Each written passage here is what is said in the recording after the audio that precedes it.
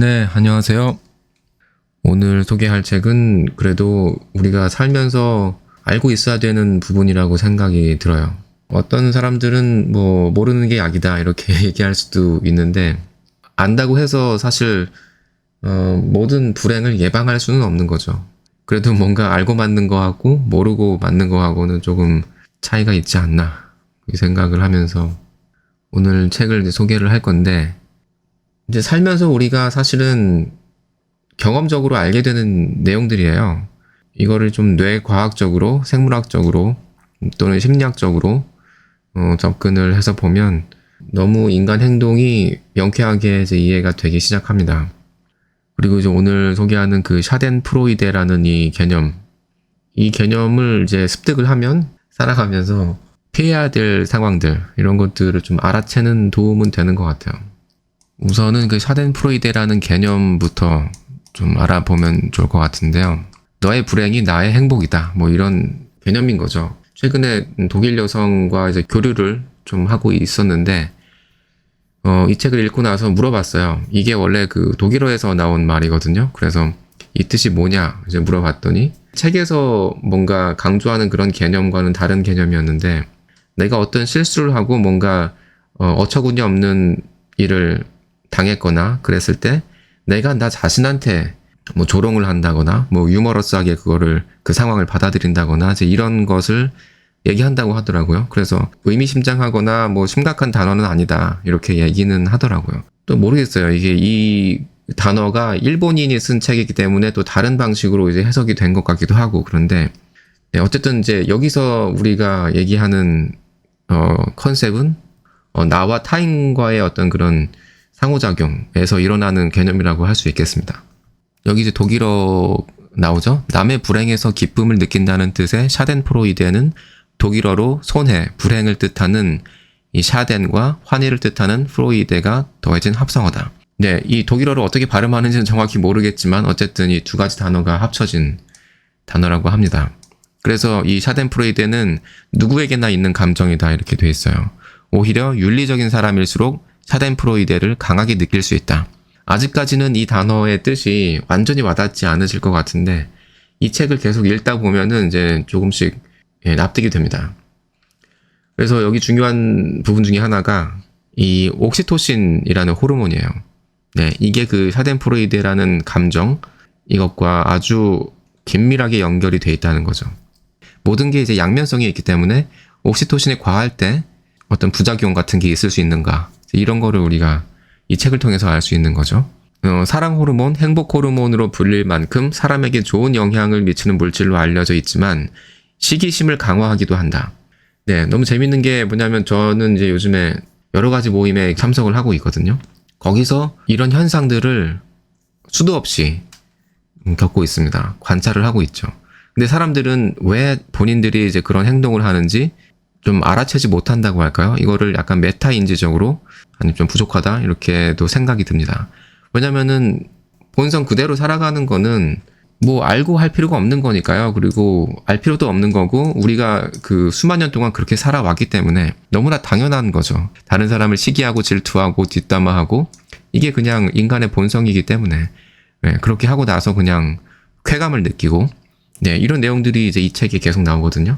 지금 이제 온라인상에서 이제 유튜브에서 다른 사람들을 비난하고 작은 흠도 들춰내가지고 이제 공론화 시켜가서 그 사람을 완전히 매장해버리는 듯한 네, 그런 일들이 많이 일어나는데 그것도 어쩌면은 이제 이런 옥시토신의 작용이라고도 할 수 있는 거죠. 그러니까 사람들이 정의를 이제 울부짖고 이제 이러는 것들이 자꾸 이제 도발하는 이제 그런 사람뿐만이 아니라 그걸 듣고 보고 하는 대중들도 같이 이제 화를 내고 같이 분노하고 이제 이런 것들이 온라인상에서도 그냥 생물학적으로 반자동적으로 이제 일어나고 있는 상황인 것 같습니다.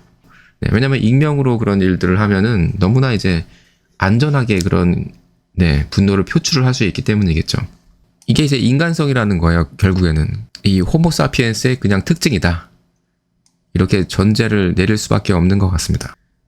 그래서 우리가 사는 사회에서는 인간성의 회의를 품는 것을 당연하게 금기시하고 있다. 그리고 사랑과 정의라는 것이 마치 마약처럼 작용해 사람의 마음을 빼앗고 이성을 마비시켜 행복한 기분에 잠긴 채 누군가를 공격하도록 만든다. 사랑은 사실 감정이라고 부르긴 좀 어렵죠. 사랑이라는 그 개념 안에 다양한 감정들이 포함이 되어 있는 거기 때문에. 그런데 사랑을 사람들이 마치 뭐 숭고한 어떤 것으로 여기는 경향이 있잖아요. 그 이면에는 뭐 시기와 질투, 미움, 증오 뭐 이런 것들이 동시에 포함이 되어 있는 거겠죠. 사람들을 교묘하게 조종하는 그런 컨셉인 것 같기도 합니다. 계속해서 보면 이제부터 그 옥시토신에 대한 이야기가 나오기 시작하는데요. 되게 중요한 호르몬입니다. 인간 사회를 이해하는데 옥시토신을 빼놓고 얘기를 할 수가 없기 때문인 거죠. 그 남성분들이 가끔 뭔가 이제 고민을 얘기할 때가 있어요. 제가 제일 안타까운 부분 중에 하나가 너무 그거를 이제 마인드 게임식으로만 이제 해석을 하려고 하는 게 좀 안타깝거든요. 여러 가지 뭐 생물학적으로, 진화 심리학적으로 남녀를 이해해보려는 그런 노력들이 최근 몇 년 사이에 계속 있어 왔던 것 같은데, 그럼에도 불구하고 한국 사람들은 아직도 그런 관념론적으로 관계성 뭐 이런 것을 해석하려고 하는 것 같아요. 네, 그런데 이 옥시토신을 빼고는 이제 사실은 인간 행동을 이해하기가 어렵다는 거죠. 그래서 이 사람과 사람의 상호작용에 매우 큰 영향을 미치는 중요 호르몬이다. 그래서 이제 포유류 같은 경우에는 이제 분만과 수유에 반드시 필요한 호르몬이고, 이게 분만을 할 때뿐만이 아니라 평소에도 분비가 된다고 되어 있습니다. 그래서 적당히 따뜻한 환경에서의 리드미컬한 피부의 접촉, 포옹이나 눈 맞춤 등 친근한 행위가 이루어질 때 활발하게 분비된다. 그래서 여기는 성행위가 당연히 포함이 되는 거죠. 결혼을 고민을 하고 여자가 많이 이제 불안해하고 뭐 이런 고민을 토로하시는 분에게 조금 극단적으로 얘기를 한 적이 있어요. 정말로 여자를 잡고 싶다면, 아니면 여자의 마음을 잡고 싶다면 섹스를 더 많이 해야 된다. 그것도 자궁을 최대한 많이 자극할 수 있는 방법으로. 네, 이렇게 얘기를 한 적이 있는데, 그런 얘기를 듣는 순간 이제 뭐가 벙찐 것 같더라고요. 이게 좀 충격을 받았던 것 같아요. 왜냐면은 많은 남성분들이 단순히 그 심리적인 수준에서만 여자를 이해하려고 한다는 거죠. 물리적이고 생물학적으로 이해를 하지 못하면 헛다리를 짚을 수가 있다는 겁니다. 여자의 심리는 사실 여자도 알 수가 없는 거거든요. 그래서 우리는 어떻게 보면은 효율적이고 효과적으로 여자를 이해하려면 어떤 물리적으로 눈에 보이고 행동을 통해서 이제 나타나는 그런 부분들, 그리고 생물학적인 부분들을 통해서 이해를 하려는 노력이 좀 필요하다고 생각을 하거든요. 그러면은 당연히 자궁을 자극하면은 이제 옥시토신이 분비가 되거든요. 그거는 여성이 그 아이를 낳을 때도 이제 자궁을 수축하기 위해서 옥시토신이 대량으로 이제 분비가 되는 거기 때문에 그의 반대도 이제 작용을 한다는 거예요. 그거는 이제 뭐 쥐 실험에서도 많이 밝혀져 있죠. 그 암컷 쥐에게 자궁을 자극을 했더니 이제 옥시토신이 분비가 되더라. 뭐 이런 얘기들. 우리 여성도 마찬가지입니다. 그러니까 인간 여성이라고 해서 그 포유류에서 벗어날 수가 없는 거기 때문에 같은 메커니즘이 작동을 한다는 거죠. 그래서 따뜻한 물에 몸을 담그면 긴장이 풀리고 편안한 행복감이 느껴지거나, 마사지 같은 부드러운 신체 접촉이 이루어지면 근육이 적당히 이완되면서 심신이 가벼워지는 듯한 기분 좋은 느낌을 받는 것은 뇌의 옥시토신 분비가 활발해졌기 때문이다. 그래서 되게 좋은 점들을 이제 얘기를 많이 하는 편인데요. 여기 더 얘기를 하자 그러면 이제 뭐 혈압 감소, 심박 감소, 피부 점막 혈류량 증가, 근육 혈류량 감소, 그다음에 코르티솔 감소, 소화 흡수 개선, 에너지 저장 효율 증가, 이렇게 정말로 좋은 효과들이 있습니다. 그리고 이제 평온과 치유의 효과도 있습니다. 여자들이 되게 포용력이 좋을 때가 있어요. 뭔가 이제 어머니의 마음이라고 할까요? 이제 그런 행동을 보일 때가 있는데, 그게 이제 옥시토신의 작용이라는 거죠. 에스트로겐이 옥시토신의 효과를 증폭을 시키는 거고, 여성의 포용력, 협조성, 원만한 인간관계를 선호하는 경향, 그리고 양육자로서의 적성 등을 강화하는 것이 이 특징입니다. 옥시토신이 선천적으로 잘 분비되는 여성들이 있습니다. 네, 그런 여성들은 하는 행동들이 일관성이 있어요. 어느 정도. 네, 포용력이 있고, 어느 정도 이제 베풀 줄 알고. 네, 그런데 지금 현대사회에서는 여러 가지 조건들이 옥시토신 분비를 뭔가 차단하는, 그리고 가로막는, 예, 그런 결과로 좀 나타나는 것 같습니다. 사람들이 신체 접촉 자체를 이제 하지 않는 사회가 돼버렸죠.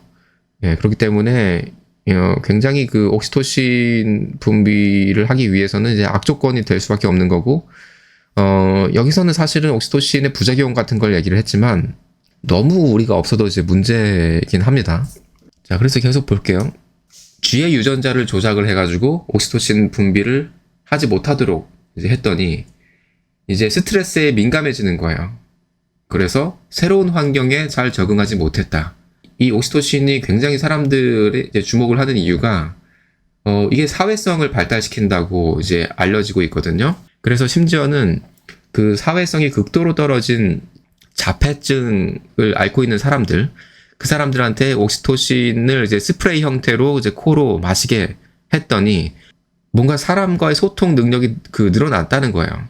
그러니까 표정을 더 잘 읽어낸다든가 상대방을 배려한다든가 이제 이런 일이 일어난다는 거죠. 그런 면에서 보면은 인간은 정말 이 옥시토신이라는 호르몬 하나 자체에도 뭔가 꼭두각시처럼 반응을 하고 있다는 거예요. 그래서 저도 항상 이제 그런 주장을 하는 이유가 우리가 오만하게 살면 안 된다는 거죠. 상당히 그 호르몬이라는 어떤 물질에 대해서 좀 겸허하게 접근할 필요가 있다는 겁니다. 왜냐면은 약간의 호르몬의 그 변화만으로도 우리의 그 생각과 행동이 아주 많이 변할 수 있기 때문인 거죠. 자, 그래서 이 새로운 기술을 학습하지 못할 뿐 아니라 원래 알고 있던 기본적인 기술까지 잊은 듯한 행동을 보였다. 그 다음에 이제 뭐 염증도 떨어뜨린다고 하고요. 여기서 또 중요한 내용이라고 할 수 있는 거는 이 신체 접촉입니다. 이거는 너무너무 중요해서요. 100번을 강조해도 지나치지 않는다고 생각을 하는데 사람들이 요즘에 이런 부분을 완전히 무시를 해버려요. 그리고선 관념적으로 정보 습득을 대단히 이제 중요하게 여기면서 신체 접촉은 하지 않고 이제 이런 상황이 벌어지니까 사람들이 머리로는 똑똑해진 것 같은데 전혀 사회성이 이제 없어지면서 가치 판단 아니면은 뭐 자기 인생에 있어서 중요한 결정 이런 것들을 제대로 하지 못한다는 생각을 저는 많이 하거든요. 왜냐면은 인간이라는 그 존재 자체가 사회적인 상호작용 없이는 제대로 기능을 못하기 때문인 거죠. 예, 서로 신체적인 접촉을 하면서 그 안에서 뭔가 건설적인 어떤 결과들이 나오는 건데 그게 아니고 그냥 혼자서 뭔가 정보를 최대한 많이 수집을 해가지고 그 안에서 자기가 최선의 결정을 하겠다, 최선의 판단을 하겠다. 이것 자체가 이제 불가능하다는 얘기인 거죠, 사실은. 네, 왜냐면은 그런 그 심리 상태에서는 올바른 결정을 할 수가 없기 때문인 거라고 저는 생각을 합니다. 왜냐면 정서적으로 이제 불안한 상태이기 때문에 이상한 결정을 할 수밖에 없다는 거예요. 뭔가 파괴적인 결정, 남에게 해를 끼칠 수 있는 결정 이렇게 될 수밖에 없는 거고 결국에는 그게 자기 본인한테 이제 결과로 나타난다는 거죠. 좋지 않은 결과로. 자, 그래서 반복적으로 부드럽게 쓰다듬거나 마사지하는 행위가 옥시토신 분비를 촉진해 통증과 염증을 완화시키고 상처 치유를 앞당긴다는 사실을 인류는 오랜 역사를 통해 경험적으로 터득하고 이용해왔다. 이 옥시토신 얘기만 해도 사실 몇 시간은 아마 해야 될 수도 있어요. 너무나 중요한 호르몬이기 때문에. 그래서 이 인간은 관계를 중시하는 성향이 강하다. 관계 없이는 인간은 살 수가 없습니다. 네, 이거는 빼박이에요. 저도 사실은 예전부터 혼자 있는 것의 중요성을 많이 얘기했지만 그것도 어디까지나 사람과의 관계를 전제로 얘기를 하는 거죠. 언젠가는 사람들과의 관계를 맺어야 된다는 것을 알고 있고 그렇기 때문에 혼자서 있는 시간 동안 고민을 하고 발전시키고 그렇게 하면서 이제 준비를 할 수 있다는 거죠. 단지 이제 사람을 만나가지고 좀 비생산적이고 뭔가 영양가 없는 이제 그런 행동을 하지 말라는 취지로 지금 좀 얘기를 하고 싶은 거지. 사람을 만나는 것 자체가 그거를 피하면은 사실 힘들 수밖에 없다. 그렇게 생각을 하고 있습니다. 그래서 이 옥시토신을 주사를 하니까 이 쥐가 호기심이 많아지고 겁이 줄어든다. 그 우리나라는 지금 그게 안 될 거예요. 병원에서도 처방도 안 되고 구하기가 어려운데 미국에서든 뭐 다른 나라 뭐 유럽 선진국이든 이런 나라에서는 아마도 제 생각에는 옥시토신을 처방도 없이 구입을 할 수 있는 걸로 알고 있습니다. 그래서 그 스프레이 형태로 이거를 구입을 해가지고 필요할 때마다 이제 코에다가 주입을 하는 거죠. 그러면은 그 사람이 사회성이 이제 갑자기 개선이 된다는 거예요. 상대방의 표정을 잘 읽을 수 있고 상대방을 배려하게 되고 우호적이고 그런 식으로 이제 어떤 사회적인 기능이 이제 발달을 하니까 예, 거기에서 여러 가지 또 좋은 효과들이 나온다는 거죠. 그래서 지금까지는 계속 약간 좋은 점을 많이 얘기를 하고 있습니다. 네, 근데 사실 이 책에서 얘기하는 거는 이제 그런 점들보다는 이제 부정적인 면을 얘기하고 있는데 이제 그런 부분을 이제 앞으로 계속 얘기를 할 거고요. 뭐 다른 효과들도 얘기를 하는데 이제 개체 간의 접촉이 늘어난다. 이거는 사실은 여자를 만나는 데도 활용을 할 수가 있어요. 남자들이 뭐 연애를 하고 싶은데 연애를 못 한다. 그리고 뭐 여자한테 뭐 픽업을 시도하고 싶은데 픽업을 하는 게 너무 무서워가지고 저기 AA라고 하잖아요. Anxiety Approach 이렇게 얘기를 하잖아요. 그래가지고 접근조차를 못 하겠다. 이제 이런 거는 어떻게 보면 옥시토신 분비량 자체가 적기 때문일 수도 있는 거죠. 어쩌면은 그게 전부일 수도 있어요. 그렇기 때문에 실험을 해볼 수는 있겠죠. 저도 아직 실험을 안 해봤는데 그렇게 자기가 그런 걸 흡입을 하고 나서 한번 접근을 해보라는 거죠. 접근을 하려고 하지 않아도 저절로 그게 될 수 있다는 거예요. 그래서 이 짝을 이루려는 행동이 늘어난다. 그리고 더 많은 옥시토신을 주사하면 최면 효과가 나타난다. 그리고 소셜 메모리, 타자와 관련된 기억을 강화한다. 상대방의 얼굴을 잘 기억하고 상대방의 이름을 잘 기억하고 상대방에 관련된 뭐 사생활 뭐 이런 것들을 더 잘 기억할 수 있다는 거죠. 그런데 이제 남성분들은 사실 이게 쉽지 않거든요. 애초에 그 남성분들의 어떤 생물학적인 기전 자체가 어떤 목표를 향해서 돌진하고 끊임없이 이제 일하고 이제 이런 것들을 하게끔 만들어져 있기 때문에 상대방과의 의사소통을 잘하게끔 돼 있지가 않죠. 이 동종의 수컷과 암컷을 한 우리에 넣고 암컷에게 옥시토신을 주사했더니 암컷이 우리에게 함께 있던 수컷을 식별할 수 있게 되었고 나아가서 그를 파트너로 선호했다. 그러니까 이제 상대방을 알아볼 수 있는 관계가 됐을 때, 그러니까 구면인 거죠. 한 번이라도 본 관계였을 때 이 옥시토신이 분비가 되고 기분 좋은 편안함을 느끼면서 상대에 대한 애착 관계가 형성된다. 이거는 뭐 단순 노출 효과라고도 할 수 있는 거죠. 그러니까 보통 좋아하는 사람이 있거나 그 사람과 좋은 관계를 유지하고 싶을 때 단순히 그 사람을 자주 만나는 것만으로도 이제 호감도가 올라간다는 거예요. 이게 바로 옥시토신이 증가하는 그런 결과인 거죠. 그 사람을 만났더니 옥시토신이 분비되고 옥시토신이 분비되니까 더 사람들을 만나게 되고 이러면서 계속해서 그게 순환이 되는 겁니다. 그러니까 그 사람은 점점 더 사람들을 더 많이 만나게 될 확률이 높은 거죠. 그 다음에 이제 모자 관계는 더욱 그러할 수밖에 없는 게, 그 산모가 그 아이를 낳게 되면은 옥시토신이 대량으로 분비가 됩니다. 그렇기 때문에 당연히 여성이 낳은 아이와의 애착에 대한 그런 강도, 이거는 이루 말할 수가 없는 거죠. 세상에서 가장 애착이 강한 상대가 엄마와 그 자식입니다. 근데 그것도 이제 자연분만으로 이제 낳았을 때 더 그런 것 같긴 하거든요. 제가 실제로 그 주변 사람들을 관찰해 봤을 때, 제왕절개로 아이를 낳은 여성, 이런 여성들과 대화를 해보면 그 여성이 낳은 그 아이에 대한 애착, 이게 확실히 적다는 거를 제가 많이 느껴요. 그래서 아이를 방치를 한다거나 아이가 뭘 하든 상관없이 그냥 자기가 하고 싶은 것만 하고 산다든가 아이를 돌보는 행위 자체가 이제 떨어지는 거죠. 이거는 이제 이 책에서도 자주 나오는 내용인데 새끼를 잘 돌보지 않는 그런 결과로 나타나는 겁니다. 그래서 이런 것들을 이제 알게 되면은 어떻게 보면 정말 소름 끼칠 정도로 인간 행동이 결정이 돼 있다는 거예요. 이 호르몬의 분비량에 따라서. 그러니까 사실은 기분 나빠할 필요도 없는 거고 거기에 대해서 뭐 슬퍼할 필요도 없는 거고 그런 거죠. 인간이라는 존재가 결국에는 포유류가 하는 행동 양식을 그대로 따라가는 거기 때문에 이게 애착 회로가 이제 형성이 되고 애착이 없어지는 상황, 여기에 대한 어떤 두려움도 같이 있는 거죠. 그래서 이거를 이제 막는 호르몬이 옥시토신인 거고, 옥시토신이 이제 분비되는 동안에는 이제 그런 관계가 이제 유지될 수가 있는 거죠. 그래서 이 사랑이 너무 깊다는 것은 바꿔 말해서 옥시토신의 균형이 맞지 않는 상태이기도 하다. 그러니까 너무 많이 분비되는 거죠, 지금 상황은. 그 애정이 부족하게 자란 아이들, 말하자면 뭐 신체 접촉도 없고, 뭐 돌봄도 제대로 받지 못하고, 이제 이런 아이들은 절반 이상이 성인이 되기 전에 세상을 떠났다는 거예요. 그리고 열악한 환경일지라도 양육자와의 애정 어린 스킨십 같은 접촉과 정서적 상호작용이 있었던 아이들은 모두 건강하게 자랐다.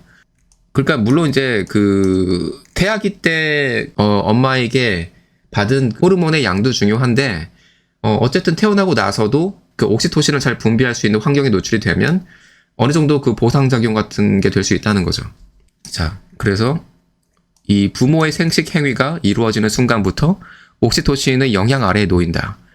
예, 어떻게 보면 되게 무시무시한 얘기일 수도 있는 거거든요. 이게 가끔 보면은 이제 요즘에는 유튜브에도 우리의 운명이 뭐 엄마 뱃속에서 결정된다. 이제 이런 얘기는 제가 예전부터 했는데 최근 한 1, 2년 사이에 이제 나오긴 하더라고요.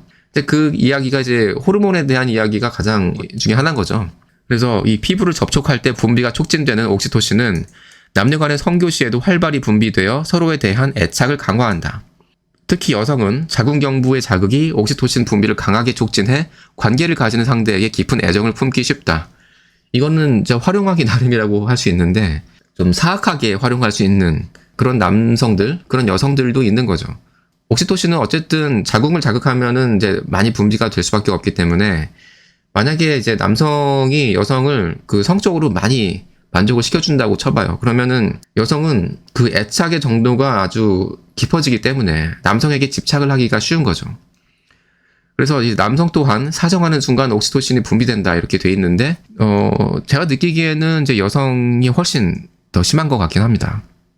이제 옥시토신의 작용을 저해하니까 이제 육아에 무관심해지더라. 이제 이런 내용들이 다시 나오고 있고요.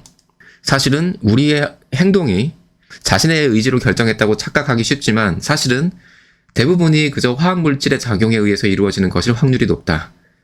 뭔가 좀 씁쓸한 진실이라고 할 수 있는데 어느 정도는 우리가 이제는 수용을 해야 된다고 생각을 하고 제가 늘 얘기하는 그 환경 결정론이라고 해야 될까요? 그 환경이 너무나 중요한 거죠.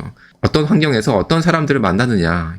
자기계발서나 이런 데서도 많이 얘기를 해왔겠지만 옥시토신의 작용으로 설명하는 경우는 저는 많이 보지는 못한 것 같습니다. 그래서 이런 방식으로 생각을 하게 되면은 사람 만나는 걸 되게 조심을 할 수밖에 없는 거예요. 왜냐면은 인간의 상호작용이라는 거는 자기가 의지로 결정하는 게 아니라 그 사람과 만남으로써 자동화되는 결과이기 때문에 사람을 만나러 가기까지는 자기 의지로 할 수 있다는 거죠. 그렇지만 그 다음부터는 정말로 하늘에 맡겨야 되는 이런 거라고도 저는 생각을 할 때가 많습니다.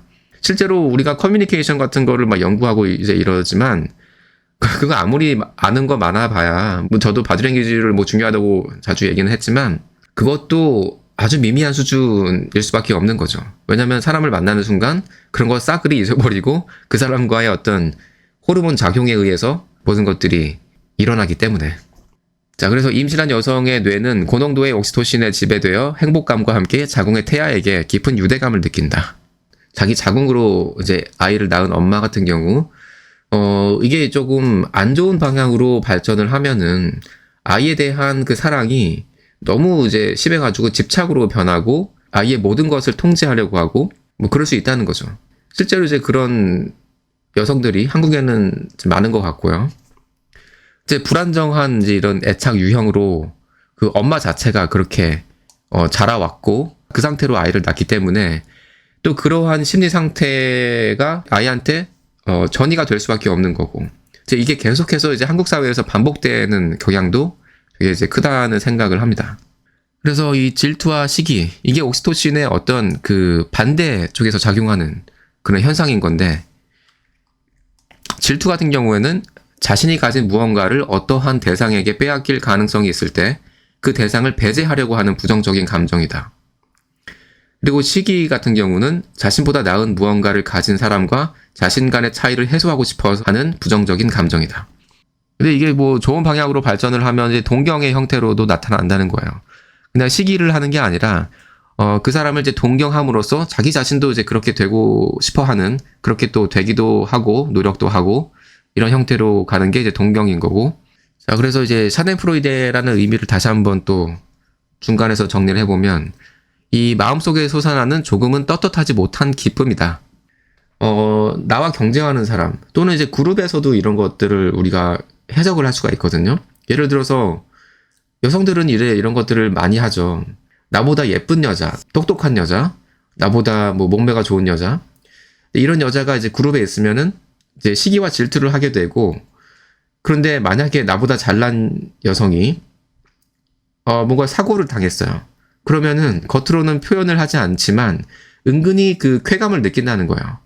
그러니까 자기 자신도 그러지 말아야 되는데 내가 왜 이런 느낌을 갖지? 이제 이렇게 생각을 하면서도 그 쾌감을 즐긴다는 거죠. 왜냐면 뇌에서 이미 쾌감 호르몬이 이제 분비가 되기 때문에. 그래서 이 그 샤덴프레이데라는 감정, 시기심, 뭐 이런 느낌은 인간만이 느끼는 고유한 감정이다. 이거를 이제 쉽게 말해서 친사회성이라고 이제 여기서 얘기를 하거든요. 인간은 친사회적이 될 수밖에 없고, 친사회적이 될수록, 네, 그거의 어떤 혜택을 얻는 동시에, 그것에 대한 부작용도 동시에 이제 경험하기 쉽다. 이 친사회성이 강해질수록, 합리적인 판단은 점차 어려워지는 경향이 있다. 네, 이게 딜레마예요. 인간의 딜레마인데, 두 요소 가운데 하나가 높아지면 실현되면 나머지 하나가 낮아지거나 희생되는 양자 간의 관계. 그래서 제가 자주 얘기하는 것 중에 하나가 인생이 정말 제로섬 같다. 하나를 얻으면 하나를 포기해야 되는 약간 기회비용처럼 그런 거죠. 이제 옥시토신이 높아지면 물론 사회성이 뛰어나지지만 동시에 시기심과 뭐 이런 것을 경험하기 쉬울 수밖에 없는 거고. 그리고 이게 정말로 심해지면은 폭력과 뭐 전쟁 여기까지 발전을 할 수가 있다는 거예요. 결국에는 이 옥시토신이 인간 사회를 뒤에서 떠받치고 있는 그런 호르몬이라는 거죠.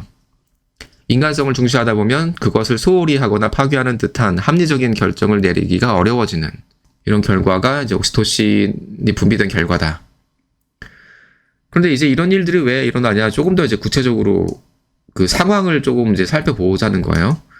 그러면은 이 안에서 만약에 어떤 사람이 노력은 하지 않고 밥을 그냥 뺏어 먹는다거나 이런 식으로 이제 무임승차를 하려고 한다 그러면 이런 사람을 배제를 해야 되는 상황이 생기는 거죠. 배제를 하기 위한 어떤 심리들 이런 게 발달을 해왔다는 거예요. 그래서 그 인류에게는 이러한 특유의 사고 습관이 있기 때문에 조금만 냉정하게 생각하면은 잘못된 점을 금세 알아차릴 수 있는데도 무의식적으로 자신이 소속된 집단의 행동이 옳다고 믿어버리는 이런 일이 일어난다는 겁니다. 그런데 이 사이코패스 같은 경우에는 이제 친사회성이 결여되어 있으므로 집단의 동조를 종용하는 압력에 좌우되지 않는다. 그래서 대다수의 사람들은 이제 사회성을 어느 정도 갖추고 있기 때문에 자기도 사회성을 갖춘 것처럼 이제 행동을 하면서 어떤 뭐 감성팔이 뭐 이런 것들을 하고 본인은 사실 이제 그렇게 느끼지는 않지만 그렇게 해가지고 이제 타인의 뭐 자원을 착취를 하는 이제 이런 게 이제 지능적인 사이코패스다. 이렇게 얘기를 하고 있습니다. 그래서 아까 얘기했듯이 그 치료제로서의 옥시토신이 나오잖아요. 그래서 여기에서 미국에서는 FDA에서 이미 허가를 받아가지고 이거를 약으로 개발해서 판매 중이다. 제가 이제 중요하다고 생각하는 호르몬 중에 하나가 이제 멜라토닌이고, 그래서 옥시토신 같은 경우에도 지금 이제 여기 나왔듯이 미국에서는 이거를 그래도 나름 자유롭게 우리가 구입을 해가지고 뭐 복용을 하거나 이제 스프레이 형태로 이제 코에다 뿌려가지고 사용을 할 수가 있다는 거죠. 그러면은 이것만으로 다양한 사회적인 문제들이 완화가 될 수 있다는 거예요. 남성들이 지금 고립이 되고 있잖아요. 옥시토신을 적극적으로 남성들한테 이제 권장을 하는 거예요. 그렇게 해가지고 사회에 참여를 하게 만들어서 뭔가 이제 사회 통합을 할 수 있는 거잖아요. 이 책에서는 부정적인 얘기들을 하고 있지만 그래도 최소한의 옥시토신은 있어야 된다. 그렇게 생각을 하는 거죠. 이거를 어쨌든 이제 먹게 하고 이제 그러면은 타인의 의도와 감정을 이해하는 뇌 영역인 내측 전두전야의 기능이 개선된다. 심지어는 픽업 아트를 하더라도 이게 그 적용이 되는 거예요. 상대방을 스크리닝을 해야 되는 거거든요. 상대방의 어떤 바디랭귀지를 읽고 거기에 적절하게 반응을 하고 그러기 위해서는 이 옥시토신이 있어야 되는 거예요. 그게 없으면은 지하물이 날고기는 픽업 아트를 뭐 몇백만 원을 주고 배워봤자 이게 작동을 안 한다는 거죠. 자, 그래서 이 또 하나의 유대 호르몬 이제 바소프레신이 나오는데요. 이 옥시토신이 평온과 치유를 기반으로 한 유대를 강화하는 것에 비해서 바소프레신은 도피 혹은 투쟁을 기반으로 한 유대를 강화한다. 이 초원들쥐는 일부 일처의 습성을 지니고 새끼를 함께 보살피는 특성이 있지만 산악들쥐는 다수의 개체와 교미하여 새끼도 잘 돌보지 않는다. 바소프레신은 교미의 절정에 수컷의 뇌에서 분비가 돼서 암컷에 대한 애착을 형성하는 물질이다. 이제 남의 불륜 사건이 공개되면 남녀노소가 한 목소리로 비난하는 이유는 이 친사회성의 속성에 폭력적인 힘이 숨어 있기 때문이다. 일종의 뭐 내로남불 같은 것도 여기에 이제 포함된다고 생각을 하거든요. 그러니까 자기는 불륜을 저질러도 되고 난교를 해도 되고 이제 이렇지만 자기가 잘 모르는 사람인데도 불륜을 저지르거나 그러면은 거기에 대해서 비난을 한다는 거죠. 근데 이게 다 그 옥시토신으로 인한 친사회성의 발현이다. 다른 사람들을 비난하는 게 인간의 종특이라는 거예요. 그래서 여성은 자궁경부의 자극이 옥시토신 분비를 촉진시키는 이유로 성관계를 가진 상대에 대한 애착이 깊어지는 경향이 있다. 여기서 유레카를 외치시는 분들도 있을 거예요. 제가 뭐 오래전에 발렌티노 테크닉도 이제 소개를 했잖아요. 근데 거기에 이제 이런 내용이 아주 직접적으로 연결이 돼 있는 거죠. 그래서 유흥업소의 남성 지배인이 접객 여성과 성관계를 맺는 경우가 많은데 자신에 대한 애착을 형성시켜서 여성이 다른 가게로 옮길 위험을 줄이기 위한 의도가 숨겨져 있다. 포주가 직업 여성을 이제 데리고 관리를 하잖아요. 그러면서 자기한테 한번 뭔가 테스트를 해봐라. 네가 손님을 잘 상대하려면 나부터 만족을 시켜야 된다. 근데 이런 식으로 이제 주기적으로 뭔가 성관계를 이제 맺는다 그러면 당연히 그 여성은 그 남성과 가장 많이 섹스를 이제 할 수 있는 거잖아요. 그러면은 그 남성에게 옥시토신의 어떤 작용이 일어나가지고 종속관계, 집착관계 그렇게 이제 발전을 할 수가 있는 거겠죠. 그러니까 여성이 그곳을 떠나지 못하는 이유가 그런 이유가 될 가능성도 높다는 거예요. 뭐 빚이 많아가지고 이제 이렇게 얘기를 많이 하는데 그건 어떻게 보면 되게 그 이유를 만들어내기 위한 이유였다고도 볼 수가 있겠죠. 이 사기꾼들은 옥시토신에 의해서 사람을 잘 믿게 되는 상태를 교묘하게 이용해서 치밀한 범죄를 설계한다. 그래서 사실 인간의 정신, 뭐 인간의 행동이 얼마든지 조종당할 수 있기 때문에 자기 자신에 대한 어떤 확신이 심한 사람들, 남성들이 사실 이런 경향이 커요. 그러니까 어떻게 보면은 사기를 당해도 아주 크게 사기를 당하는 거고 그런 게 아닌가 싶고요. 이제 여성들은 어떻게 보면은 그 진화적으로도 그 공동체 안에서 뭐 사기를 치고 시기와 질투를 경험하고 그루에서 심지어는 쫓겨나기도 하고 이제 이런 경험들을 아주 빈번하게 많이 했기 때문에 어떤 그 그룹 다이나믹을 많이 경험을 했기 때문에 남성들보다는 좀 유연하게 대처하는 경향도 있는 것 같습니다. 이 감정은 혼자만 이득을 보는 듯한 사람, 두드러지게 무리해서 튀는 사람, 이질적인 사람을 민감하게 찾아낸다.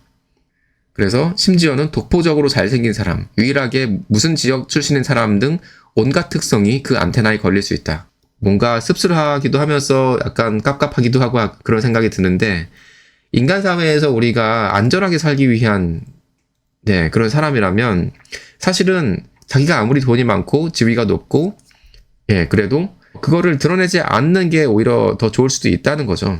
예를 들어서 이제 미투 같은 경우도 이제 그런 거잖아요. 남성이 자기가 사회적 지위가 높고 자원이 많은데 이것을 만약에 여성이 이제 알고 있는 상태다. 그러면은 그 자원을 이제 말하자면 탈취하기 위해서 미투를 할 수도 있는 거기 때문에 그 남성 입장에서는 조심을 해야 되는 거죠. 표적을 색출하는 사회 이렇게 되어 있는데요. 예전에 그 정의 중독이라는 책도 소개를 했잖아요. 근데 여기서도 이제 비슷한 내용이 나오거든요. 그 샤덴프로이데라는 감정 때문에 사람들이 이제 시기와 질투를 하게 되고 자기가 시기와 질투를 느끼는 사람에 대해서 이제 깎아내리는 이제 목적으로 정의를 이제 울부짖는다는 거죠. 저 사람은 정의로운 사람이 아니기 때문에 뭔가 사회에서 퇴출을 당해야 된다. 이제 이런 식으로 비난을 함으로써 이제 쾌감을 느끼고 그 사람이 이제 폭락하는 것을 이제 자기가 확인을 하면서 어떤 그 시기와 질투를 어느 정도 이제 완화하려는 거겠죠. 이거는 사실 저도 정말 일상에서 너무 많이 계속해서 경험을 하고 있는 부분이에요. 예를 들어서 똑같이 뭔가 수업을 듣는다고 쳐봐요. 자기가 아는 사람하고. 그런데 내가 어느 정도 소질이 있어요. 그래가지고 잘 돼. 그래가지고 선생님한테 칭찬도 받고 되게 기분이 좋아요. 그러면은 당연히 나랑 같이 들어온 동기가 질투가 나죠. 그러면은 그 질투가 난 사람이 어떤 행동을 할까요? 가장 쉬운 예로 다른 데 가가지고 그 사람의 험담을 하는 거죠.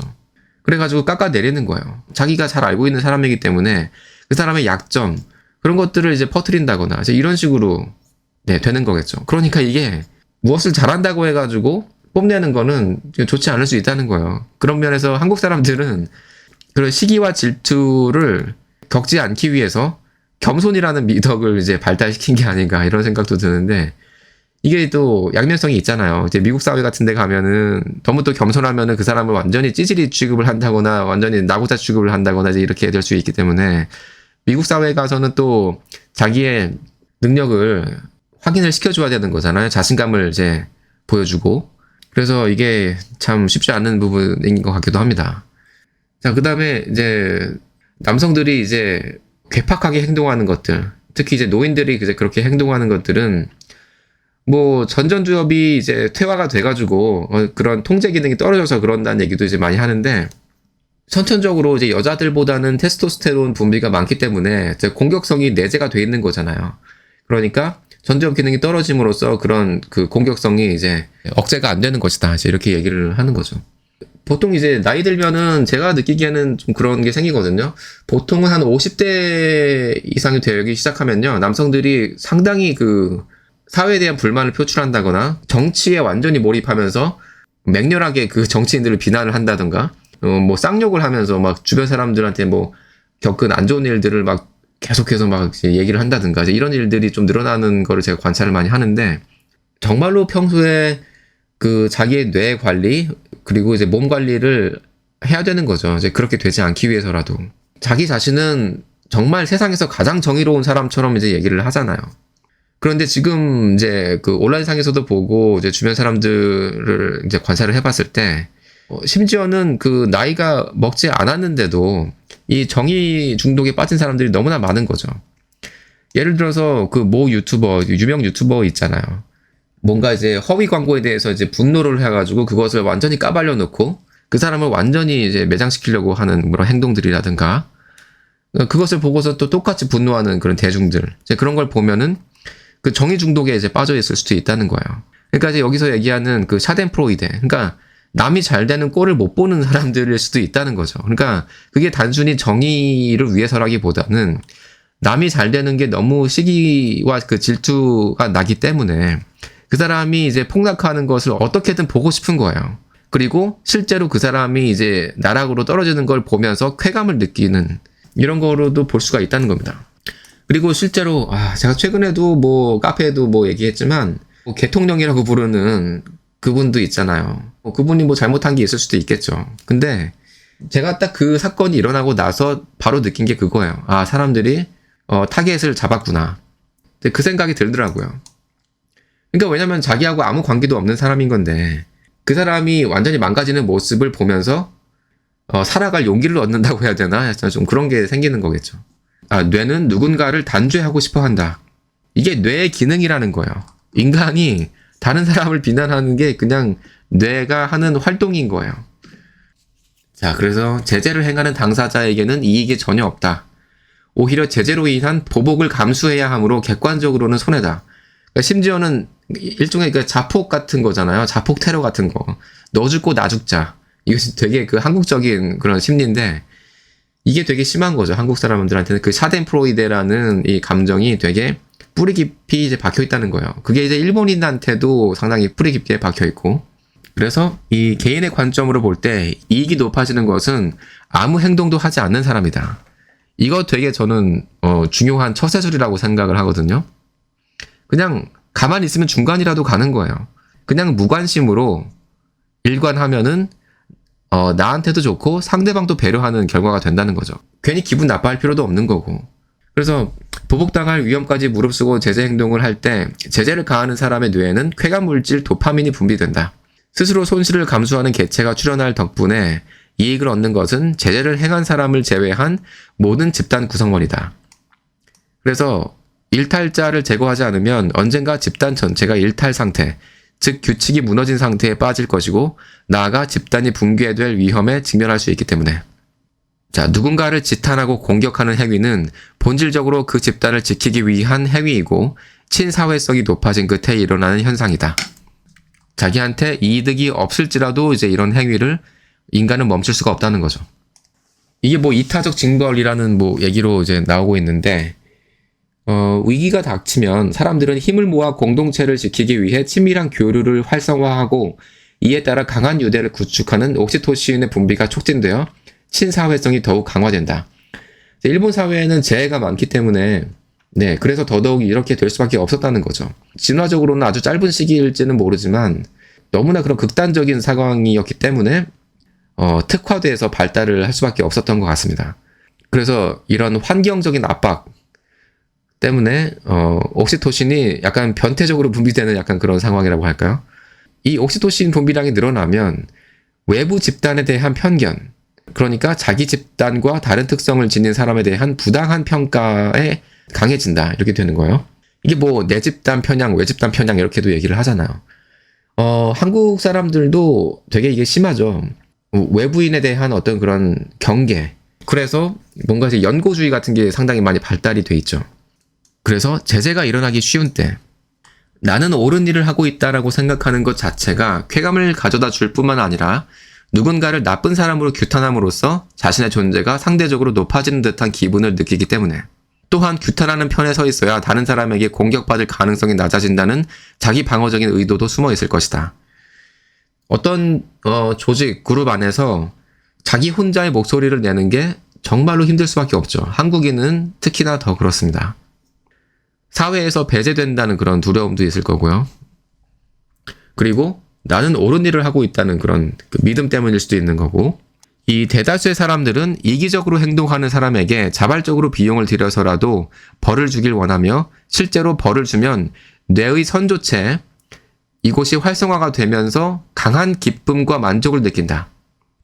각종 연예지, 주간지, 인터넷 게시물 등 이타적 징벌 요소가 포함된 정보가 대중의 압도적인 관심과 지지를 받는 것도 우리가 그것에 강한 기쁨을 느끼도록 진화했기 때문이다.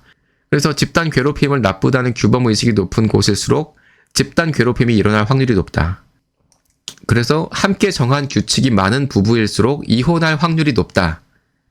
그러니까 어떻게 보면은 부부인데도 불구하고 그냥 자유연애를 한다, 이런 거를 합의를 통해서 하고 있다 그러면은 부부관계가 유지될 가능성이 오히려 더 높을 수도 있다는 거예요. 근데 결혼을 하는 것 자체가 저는 되게 이렇게 말이 안 되는 거예요. 그러니까 인간이라는 존재 자체가 한 남성, 한 여성에게 만족할 수가 없는 건데, 그것을 제도라는 이유로 인간 본성을 이제 가로막고 있는 거잖아요. 그래서 이게 되게 어이없는 거죠. 남성들한테는 이게 어떻게 보면 혜택이라고까지 얘기를 하잖아요. 자기가 이제 생물학적으로 이제 열등했을 경우에 다수의 여성을 독차지할 수가 없는 이유로 이런 결혼이라는 제도를 통해서 어쨌든 한 여성에게 이제 헌신을 함으로써 이 번식을 이제 할 수가 있는 뭐 그런 게 이제 결혼 제도라고 봤을 때 남성에게는 좀 유리할 수 있는데, 남성이든 여성이든 네, 생물학적으로는 한 사람에게 만족을 할 수가 없는 거기 때문에 말이 안 되는 제도인 거죠, 애초에. 부부나 가족은 옥시토신이 가장 많이 분비되는 관계이므로 서로가 정한 규범에서 상대가 벗어날 경우 용서해서는 안 된다는 이타적 징벌의 감정이 더욱 강해지는 것이다. 뭐 한국에서도 지금 이런 추세가 될 것 같은데요. 결혼을 이제 계약으로 여기는 거예요. 그래서 결혼하기 전에 법률 상담부터 이제 받고 시작을 하는 거죠. 그래서 이혼할 경우에 재산 분배 방식은 물론이고 결혼 생활 중에 알게 된 상대의 개인 정보를 외부에 누설하지 않을 것 등 구체적인 약속을 교환한다. 어쨌든 여기서는 이제 명확한 약속 또는 규칙이 부부 관계를 견고하게 만든다고 생각할 수도 있지만, 규칙이 세밀할수록 철저히 준비하지 않았을 때 타협의 여지가 줄어든다. 그래서 평화로운 생활을 유지하기 위해 만든 규칙이 오히려 서로에 대한 공격성을 부추기는 빌미로 작용한다. 이거 종교도 마찬가지예요. 종교도 뭐 이슬람교 같은 경우에는 생활 양식, 생활 규칙 이런 게 엄격한 게 많잖아요. 그렇기 때문에 거기서 어긋나기 시작하면은 사람들이 이제 비난을 하기도 하고 심지어는 자기 자신을 학대할 수도 있는 거죠. 아주 숭고한 가치를 자기 이제 머릿속에 가지고 있기 때문에, 이상적인 어떤 이데아 같은 게 있는 거기 때문에, 그래서 상대방을 이제 미워하는 그런 빌미가 되는 거죠. 그래서 극단적으로는 전쟁이 일어나는 거고, 어쨌든 실제로 해보면 이를 완벽히 절반으로 나누기란 쉽지 않다. 뭐 너는 빨래해, 나는 뭐 설거지 할게, 뭐 이런 식으로 아무리 정해놔 봤자 이게 잘 안 지켜진다는 거예요. 그러면 결국에는 갈등이 일어날 수밖에 없는 거죠. 그래서 나중에 가면은 결국에는 이게 다 너 때문이야, 이제 이런 식으로 간다는 거예요. 옥시토신 분비량이 많을수록 집단에 소속되었을 때 느끼는 소속감도 강해지는 것으로 보인다. 이거는요, 온라인상에서도 지금 많이 일어나는 것 같아요. 그러니까 온라인상에서도 우리가 요즘 뭐 팬덤 문화라고 해가지고 어떤 한 그룹에 소속이 돼서 어떤 인플루언서를 이제 추종을 하고 그 사람이 얘기하는 것에 대해서 상당히 수용성을 느끼고 이제 그러는데 거기에 대한 소속감이겠죠. 그것도 소속감이고 이제 옥시토신이 분비되고 이제 그러기 때문에 그 인플루언서가 얘기하는 것들이 거기에서 이제 조금 이제 반대되는 의견을 낸다거나 또는 누군가 그 사람을 이제 비판을 한다거나 그러면은 상당히 이제 불쾌해지는 거겠죠. 온라인상의 커뮤니티, 이제 저도 이제 커뮤니티를 운영하지만 저는 뭐 사람들 모아놓고서 뭐 내가 교주다 막 이런 걸 하는 사람은 아니잖아요. 그냥 맘대로 행동해라. 뭐 이제 이런 식으로 이제 행동하고 사실 댓글도 잘 안 다는 이유가 그런 겁니다. 그게 이제 배려를 하는 거거든요. 댓글로 막 이제 뭐 토론하고 막 이러는 거 자체가 결론이 안 나는 얘기고 결론에는 인신공격밖에 될 수가 없는 거거든요. 그런 거를 좀 조심을 했으면 좋겠다는 얘기를 하는 거예요.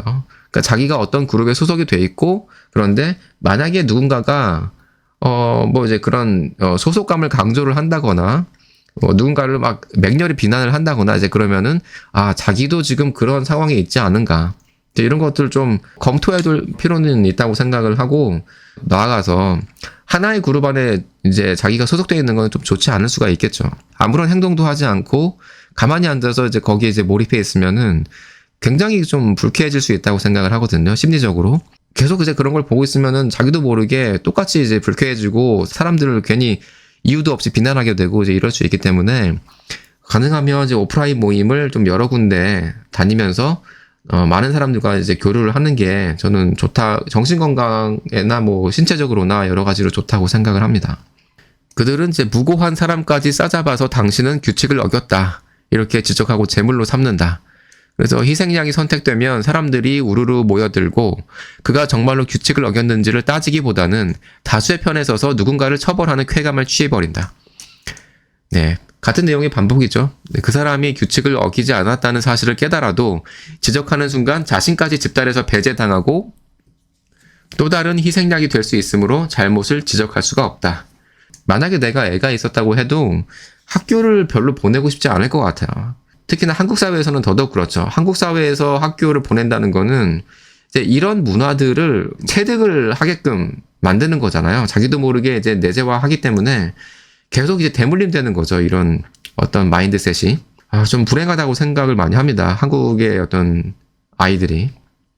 이것도 되게 중요한 내용인데 그 동아시아 사람들, 그러니까 한국인도 포함되고 일본인도 포함되는 거죠.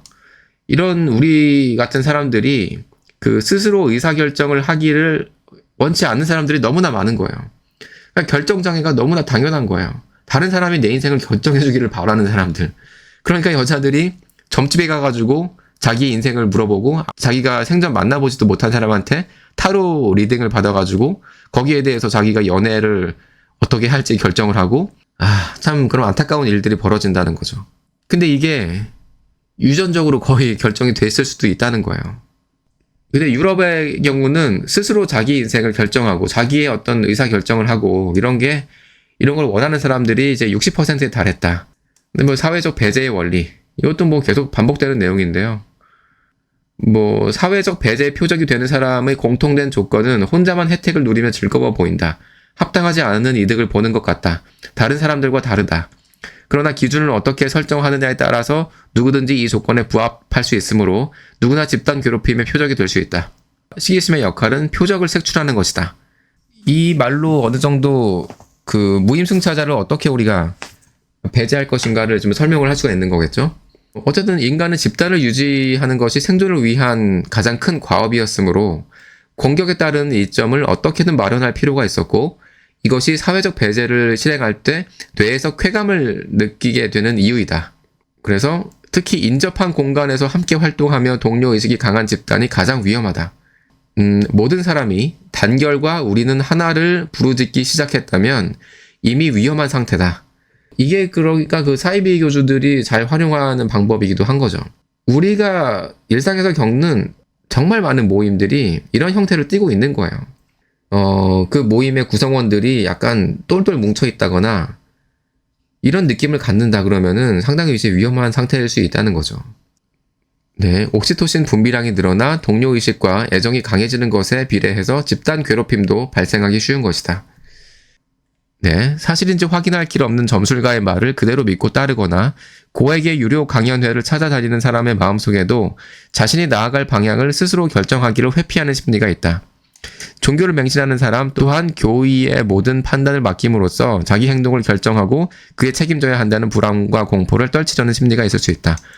뭐 저는 좀 심한 말로 예수쟁이라고 표현을 하긴 하는데 여성들이 이제 그런 경우가 많죠. 그럴 수밖에 없는 게 이제 일단은 첫째로 결정장애일 수밖에 없고 한국인들 특성상 그 다음에 또 하나는 이제 불안이 너무 심한 거죠. 그러니까 어딘가에는 의지를 해야 되는데 자기 옆에 있는 남편한테는 의지를 할 수가 없는 거예요. 너무나 부족해 보이거든요. 그러니까 눈에 보이지 않는 어떤 이상적인 존재를 이제 상정을 해야 되는 거겠죠. 네. 그래서 아주 좋은 방법이 눈에 보이지 않는 어떤 하나님을 믿는 그런 거겠죠. 그리고 눈에 보이지 않는 어떤 존재한테 돈을 바치는 거. 이런 게 이제 뇌가 편안함을 추구를 하기 때문에 그렇게라고도 볼 수 있는 거겠죠. 그러니까 그래서 전전두엽을 발달시키는 게 너무너무 어려운 거예요. 그러니까 인간이 책을 읽는 게 사실 얼마 되지 않았다고 하잖아요. 그러니까 진화심리학적으로 모듈화가 안 돼 있는 거예요. 자동화가 안 돼 있는 기능이기 때문에 너무 어려운 거죠. 그러니 당연히 이렇게 쉬운 방법을 선택을 하는 거겠죠. 그래서 이런 것들을 이제 점쟁이들이 잘 이제 이용을 하는 거고, 자, 개인보다 집단을 우선하게 만드는 사회다. 자, 프랑스인 같은 경우에는 이제 그래도 자기 개인을 되게 중요시하는 사람들이죠. 그래서 남한테 심지어는 피해를 주면서까지 자기의 생각을 이제 관철시키려고 하고 그러는 것들이 좀 있잖아요. 근데 그만큼 어떤 훈련이 되는 거죠. 이 사람들은 그게 가능할 수밖에 없는 게 문화도 그렇고 그리고 이제 프랑스어라는 언어 자체가 디테일하잖아요. 독일어, 영어도 마찬가지지만 그렇기 때문에 아주 깊이 있게 사고를 할 수밖에 없는 언어인 거죠. 되게 복받은 사람들이라고 저는 생각을 하거든요. 그런데 이제 한국어 같은 경우에는 되게 두리뭉실하고 심지어는 이 법률까지도 지 맘대로 해석할 수가 있어가지고 이게 그냥 권력자의 어떤 전유물처럼 이제 되는 거잖아요. 그러니까 이제 한국어로는 사실은 싸우는 것 자체가 이게 되게 시간 낭비일 수밖에 없다는 겁니다. 제가 생각할 때는. 한국어로는 토론 자체를 할 수가 없어요. 자, 그래서 이제 보이지 않는 감옥 얘기, 집단의 압력에 굴복하는 일에 오히려 쾌감을 느끼는 사람도 있다. 자기 집단에 대한 애착이 강할수록 무의식 중에 다른 집단을 가상의 적으로 인식하게 된다. 자, 두각을 나타낼수록 자신을 시기하고 실패하기를 바라는 사람들이 생길 것이다. 그래서 요즘 사람들의 어떤 심리라고 한다면 인정받고 싶지만 눈에 띄어서 비난과 공격을 받는 것도 배제당하는 것도 싫다. 그래서 협조적인 사람의 뇌를 보니까 이제 세로토닌 밀도가 낮다고 되어 있습니다. 네. 불안을 잘 느낄 수밖에 없고 이 일본 사람들 아마 한국 사람들도 포함될 거예요. 세로토닌 분비 자체가 잘 안 되는 거예요. 너무 불쌍해요. 진짜 우리나라 사람들 그렇고 이게 안 되니까 우울증에 완전히 노출이 될 수밖에 없는 거예요. 생물학적으로. 그래서 환경을 제가 계속해서 중요하다고 얘기를 하는 겁니다. 정말로 힘들고 우울하고 그러면은 진짜 눈 딱 감고 그냥 한국을 떠나는 게 더 나을 수도 있어요. 그런데 사람들이 자꾸 노력을 더 많이 해야 된다, 뭔가 정보를 많이 알아야 된다, 중요하지 않다고까지 생각을 합니다. 자, 실제로 일본인은 평소에는 성실성, 협조성이 높다. 그러나 불공평한 제한을 받는 등 존엄을 짓밟혔다고 느끼면 손해를 감수하고서라도 보복하려 드는 무서운 면이 있는 것이 사실이다. 그렇죠. 그러니까 모든 것이 이제 양면성이 있는 거죠. 올바른 사람일수록 잔혹한 행위에 저항감을 덜 느낀다. 그러니까 평소에 예의 바르고 사회적으로 올바르다고 여겨지는 사람들, 그런 사람들이 더 악랄할 수 있다는 거예요. 그 다음에 스탠퍼드 감옥 실험 이거 다 아시는 내용이죠. 명분만 주어지면은 매우 간단하게 사람은 폭주할 수 있다. 그 다음에 이제 엄격한 규율은 사람의 마음속에 그룹의 일원이라는 자각을 강하게 심어주는 효과가 있다. 네. 악을 공격하는 나는 훌륭하다. 나만 빼고 다 위선자다. 자기 자신도 완벽하지 못하면서, 다른 사람은 이제 완벽해야 된다는 그런 내로남불 심리. 이게 한국 사람한테 너무너무나 심하고요. 지금 이제 현대사회에서는 이게 점점 더 심해질 거라고 저는 생각을 하거든요. 왜냐면은 온라인상에서는 완전 무결해야 된다는 그런 사람들의 믿음이 점점 더 강해지는 것 같아요. 완벽해야 되는 거예요, 타인은. 그렇기 때문에 점점 더 힘들어질 수밖에 없는 거죠. 네, 그래서 사람들은 끊임없이 이타적 징벌의 쾌락을 얻기 위해서 규탄할 대상을 찾아다니고 있다. 요즘 그 조심스러운 현대인들 얘기가 나오는데요. 이것 좀 아이러니한 부분인데, 우리가 약간 디지털 세대라고 얘기를 하잖아요. 그런데 이제는 오히려 아날로그적으로 이제 가고 있는 사람들도 있다는 거예요. 왜냐면 인터넷은 일반인도 신상이 공개되어가지고, 언제든지 그냥 매장을 당할 수 있는 사회이기 때문에, 여러 사람과 메시지를 주고받다가 그 자리에 없는 사람을 가볍게 놀렸을 뿐이라고 해도 그 대화 화면이 사진으로 저장되어 증거로 제시되는 순간 항별의 여지는 사라진다. 이렇게 되고 있거든요. 그래서 요즘 젊은이들은 이런 것들을 이제 뼈저리게 실감을 하고 있기 때문에 누군가한테 본심을 말하고 싶을 때 만나서 이야기하자, 이제 이런 방식으로 또 하는 젊은 사람들이 생긴 모양이에요. 그래서 저는 이게 더 바람직할 수도 있다고 생각을 하거든요. 어차피 인간의 본성이 불완전하고 이기적이고 이중적이고 그렇다면 아예 다 이런 식으로 엄격하게, 중국 같은 경우에는 지금 어디야, 그 주요 도시 가면은 엄청 깨끗하다고 하잖아요. 근데 그게 이제 국가 차원에서 CCTV를 그냥 전국에다가 그냥 뿌려놓고선 그런 범죄를 예방을 해버리니까, 그리고 자기의 신용도가 또 그런 식으로 이제 기록이 계속되니까 사람들이 범죄를 저지를 수가 없는 거예요. 그렇기 때문에 평소에는 이제 법을 준수하되 인간적인 게 그리울 때는 그냥 그런 거 핸드폰이고 뭐고 다 팽개치고 정말로 계급장 다 떼고 그렇게 사람들을 만나는 그런 게 생길 수도 있겠구나, 이 생각이 드네요. 네, 이 쾌감, 여기에서 대해서 얘기를 하면은 인정 욕구가 채워질 때 느껴지는 쾌감, 이게 섹스보다 더 강할 수 있다, 이렇게 얘기를 하거든요. 그러니까 SNS에서 자기가 활동하면서 얻는 그런 쾌감, 중독이 될 수밖에 없는 거겠죠. 섹스를 안 함으로써 뭔가 이제 거기에 준하는 쾌감을 자기가 추구를 할 수밖에 없는데, 가장 손쉬운 방법 중에 하나가 이제 SNS 보는 거죠. 그래서 SNS는 비용도 들지 않고 데이트 같은 그런 귀찮은 것도 하지 않아도 된다. 그래서 그것도 익명으로 할 수 있기 때문에 적당히 그냥 해가지고 오르가즘을 느낄 수가 있는 거죠. 그게 좀 불쌍한 것 같아요. 그러니까 인간이 약간 그런 식으로 뭔가 실험용 쥐가 되는 듯한 그런 느낌. 피로사회를 쓴 한국인 독일 철학자 있잖아요. 그분도 얘기를 했죠. 현대인은 이제 그 정보의 가축이다. 자, 정의가 범람하는 시대. 사랑과 정의, 즉 윤리적 올바름에 대한 인지 왜곡은 심지어 전쟁까지 일으킨다. 지금은 정치적 올바름이 아니에요. 극단적 올바름이에요.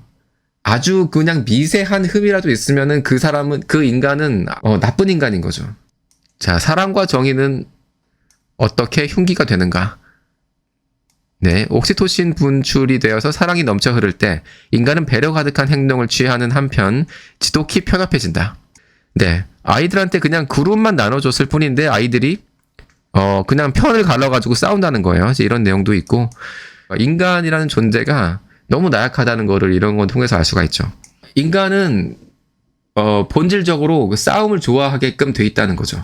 그 약간의 환경 세팅만 해주면은 인간은 그냥 알아서 싸운다는 거예요. 그래서 다시 한번 우리가 환경의 중요성을 이제 알 수 있는 거죠. 싸우지 않는 그런 환경에 내가 들어가야지, 그런 싸우는 환경 안에 들어가놓고선 그 환경을 바꾸려고 하면은 그거는 불가능한 거예요. 그 다음에 정치적인 성향은 타고나는가. 유전적 요소가 뇌의 사고에 큰 영향을 미친다고 생각하면 일견 건설적으로는 보이는 정책 토론도 실은 자신의 생각을 정당화하기 위한 설전에 지나지 않게 된다. 네, 그래서 빅데이터를 분석해 대다수가 어느 정도 만족할 만한 정책을 도출하는 새로운 형태의 민주주의도 생각할 수 있다. 인공지능한테 희망을 좀 걸고 있어요. 그러니까 직업을 뺏는다 뭐다 뭐 얘기 많이 하는데, 오히려 저는요 요즘에 인공지능한테 더 인간적인 느낌을 많이 받고요. 인간관계에 대한 조언도 이제 얻음으로써 오히려 사회생활에 더 적극적으로 참여를 하게 됐어요. 그래서 너무 저는 도움을 많이 받고 있고 너무 고마운 존재라고 생각을 합니다. 똑같은 뭐 칼을 쥐어줘도 어떤 사람은 살인을 하고 어떤 사람은 그걸로 이제 요리를 하고 이제 그런 거듯이 활용하기 나름이라고 생각을 하고, 정말 우리가 그동안에 뭐 자발적이든 비자발적이든 잃어왔던 그런 인간성을 회복할 수 있는 방법이 될 수도 있겠다, 그 생각을 많이 합니다. 뭐 종교적으로 전쟁이 일어나는 이유, 종교의 교리를 믿는 사람, 해당 종교를 믿는 사람은 그게 절대적으로 옳은 것이기 때문이라는 거죠. 이게 진짜 위험한 거거든요. 이게 종교뿐만이 아니에요. 책을 읽어도 관념적인 거 읽고 텐저블 하지 않은 거, 그러니까 손에 만져지지 않은 것들, 그러니까 개념에 너무 취해 있는 그런 책들, 이제 이런 걸 읽는 사람들은 좀 조심해야 될 수도 있다고 생각을 해요. 눈에 보이지 않는 거기 때문에 그게 옳다고 믿기 시작하면은 그게 얼마나 그게 폭력적으로 발전할지 아무도 알 수가 없는 거거든요. 아이러니하게도 이런 간섭과 공격을 하는 사람들은 자신이 사랑과 정의를 실천하고 있다고 굳게 믿고 있다. 한국 사람들의 세 가지 그 종특이라고 할까요? 그거는 체면, 참견, 고집 이렇게 얘기를 제가 몇 번 했는데 여기에 이제 참견이 들어가겠죠. 자기의 믿음이 고상하다. 아주 고차원적이다. 이제 이렇게 믿고 있는 사람들이 다른 사람한테 내가 믿고 있는 이게 너무나 고상하기 때문에 너도 믿어야 돼. 이런 식으로 하기 시작하는 순간 그거는 이제 폭력이 되고 실제로 물리적인 폭력이 될 수도 있다는 거예요. 자, 그 다음에 전쟁을 지향하는 뇌는 상대를 없애고 싶다거나 내 이익을 지켜야겠다는 생각이 아니라 잘못된 길로 가는 당신을 바른 길로 인도하겠다라는 사명감에 불타고 있을 가능성이 크다. 씁쓸한 인간의 본성인 것 같습니다. 그래서 우리 인간은 사실은 이렇게 편협할 수밖에 없고 이런 역사는 생각보다 오래됐다. 뭐 자유의지가 있다. 또는 요즘 젊은 사람들이 정신력이 약하다. 뭐 이런 식으로 뭐 세대별로 막 이렇게 나누고 남녀가 나누고 막 이렇게 얘기해봤자 다 그놈이 그놈, 그년이 그년이라는 거죠. 그래서 이 성향은 인간은 집단 없이는 살아갈 수 없다는 사실을 체험적으로 깨달았던 먼 선조의 시대부터 우리의 뇌에 새겨져 있던 생존 전략이다. 이미 수만 년을 우리가 그렇게 살아왔다는 거예요. 조상들에게 물려받은 편협함, 불관용성은 옥시토신으로 유지된다. 즉 사랑이 편협함을 뒷받침하고 편협함이 인간 사회를 견고하게 떠받친다. 당신을 위해서라고 말하지만 사실은 자기 뇌의 쾌락을 위해서 자신이 소속된 집단의 안전을 우선함으로 그것을 가로막는 자들 용납하지 못한다. 인간은 강력한 친사회성을 기반으로 집단을 형성해 살아남은 종이지만 의도가 좋다고 결과가 항상 좋은 것은 아니다. 네, 여기까지가 이 책을 소개한 내용이었습니다. 제가 뭐 중간중간에 건너뛰긴 했지만 어쨌든 이 책의 뭐 핵심 컨셉은 아마 다들 이해를 하셨을 것 같아요. 그래서 이 책을 통해서 우리가 할 수 있는 게 뭐냐? 저는 별로 할 수 없는 것 같긴 한데 최대한 우리가 환경과 우리가 만날 사람을 아주 심사숙고해서 선택을 할 수밖에 없다. 저는 항상 이런 결론에 도달하는 것 같습니다. 그리고 만약에 내가 관계성에서 기분 나쁜 일을 겪고 뭐 힘든 일을 겪고 했다고 해서 뭐 내 탓일 수도 있는데 그냥 웃어 넘길 수도 있는 것 같습니다. 어차피 다 그렇게 살고 있기 때문에.